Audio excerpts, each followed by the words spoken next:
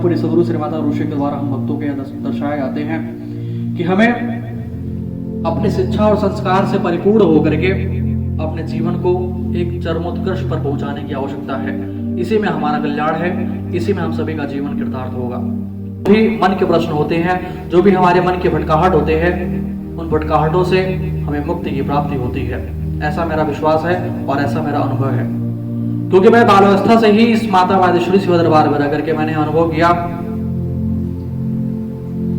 कि आज जो परम गुरु सदगुरु श्री माता ऋषि के द्वारा दर्शाए जाते हैं अपने अमृत वचनों में, वही सत्य है, वही संपूर्ण सत्य है।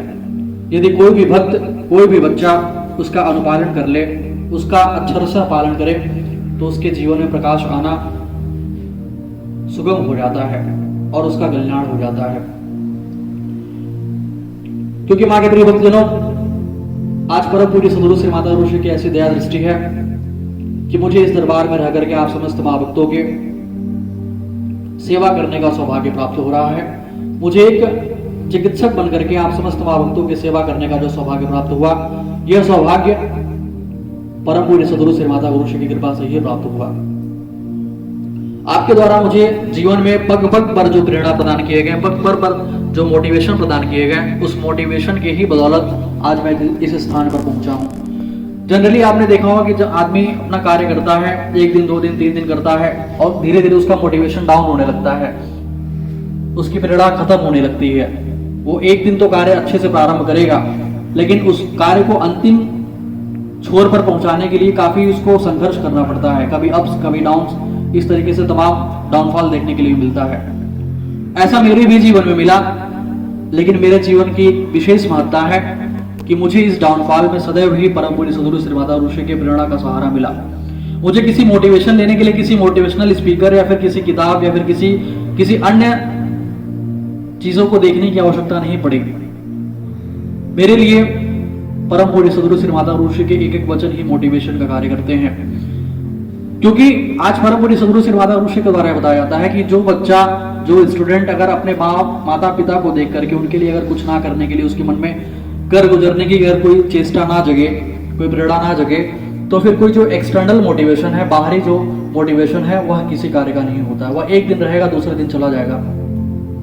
इसलिए परम पूज्य सदगुरु श्री माता ऋषि के द्वारा हम भक्तों के बताए जाते हैं, स्टूडेंट्स को भी खास तौर पे समझाए जाते हैं कि हमें अपने माता पिता के नाम को रोशन करने की आवश्यकता है। हमें उनके लिए मर मिट जाने की आवश्यकता है, क्योंकि जिन्होंने हमें जन्म दिया है, यदि उनके लिए हम अपने आप को समर्पित कर देते हैं, यही सबसे बड़ी भक्ति है। आज परम पूज्य सदगुरु श्री माता ऋषि के द्वारा यह दर्शाए जाते हैं कि सबसे बड़ी भक्ति माता पिता की भक्ति है। और आज सच में परम पूज्य सदगुरु श्री माता ऋषि के द्वारा हम भक्तों को माता पिता की भक्ति के ही बारे में प्रेरणा प्रदान किए जाते हैं कि सर्वप्रथम अपने परिवार में, अपने घर में, अपने समाज में हम अपना एक स्थान बनाएं, अपने परिवार में हम प्रेम और सम्मेलन से रहें। यही आज की कलयुगी भक्ति परम पूज्य सदगुरु श्री माता ऋषि के द्वारा बताए जाते हैं। आपने देखा होगा कि परम पूज्य सदगुरु श्री माता ऋषि के द्वारा भक्ति में यह नहीं कहा जाता है कि तुम जो है कि कंठी माला का जाप करने लगो, पर्वतों पर चले जाओ, पहाड़ों पर चले जाओ, जटाजूट रख लो, लाल पीला वस्त्र धारण कर लो। ऐसे ज्ञान परम पूज्य सदगुरु श्री माता ऋषि के द्वारा नहीं प्रदान किए जाते हैं।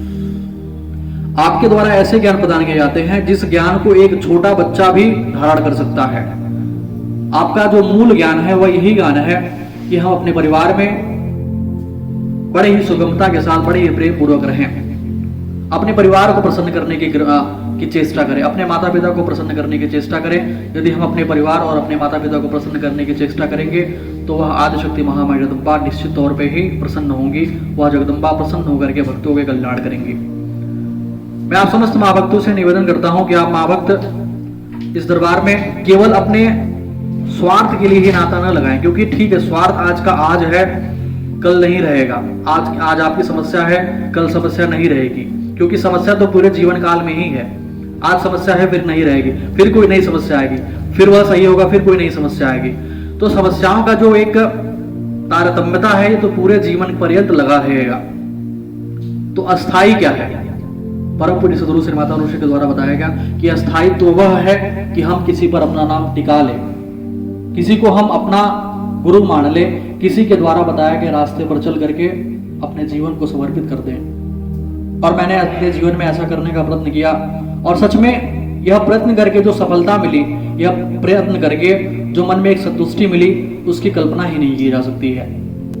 मैं चाहता हूं कि आज हर परिवार का जो एक जो पारिवारिक कलह क्लेश है आज के कलयुगी प्रवेश में, यह पारिवारिक कलह क्लेश मिटे, और यह तभी मिटेगा जब हमारे भीतर प्रेम और मिलवर्तन के भाव रहेंगे, जब हमारे भीतर झुकाव के भाव रहेंगे, जब हमारे भीतर एक दूसरे के प्रति सम्मान के भाव रहेंगे।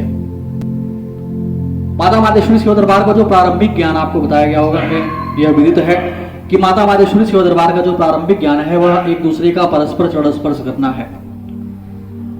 आज परम पूज्य सद्गुरु श्री माता ऋषि के द्वारा यह हमें बताया जाता है कि सर्वप्रथम हमें अपने माता पिता का चरण स्पर्श करना चाहिए, अपने परिवार में चरण स्पर्श करना चाहिए, अपने जो भी बड़े बूढ़े उनका चरण स्पर्श करना चाहिए। उनके आशीर्वाद से, उनकी कृपा से हम फलते फूलते हैं। तो यह हम सुन लेते हैं लेकिन इसका अनुपालन नहीं करते, कहीं ना कहीं इसमें हम चूक जाते हैं। तो मैं आप सभी बच्चों से, आप सभी भक्तों से यह कहना चाहूंगा, जो भी हमारी बात सुन रहे हैं उनसे मैं कहना चाहूंगा कि इन छोटे छोटे बातों का आप अवश्य ध्यान दें, क्योंकि इससे ही हमारा जो परिवार है वह परिवार स्वर्ग बन जाएगा और हमें पता भी नहीं चलेगा। इससे ही हमारे परिवार में एक आदर्श स्थापित होगा और उस आदर्श से हम महान बनेंगे, हमारा परिवार महानता की तरफ अग्रसर होगा। इन बातों पर हमें गौर देने की आवश्यकता है।